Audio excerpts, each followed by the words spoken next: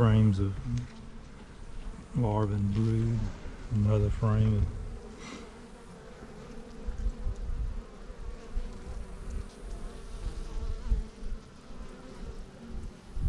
Next time you bring your camera too, so you can take pictures of some of these cells and see if there's eggs in them, so they're hard to see.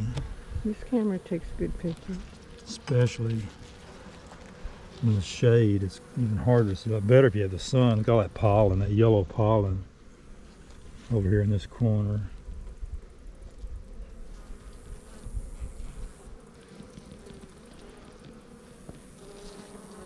Let's see.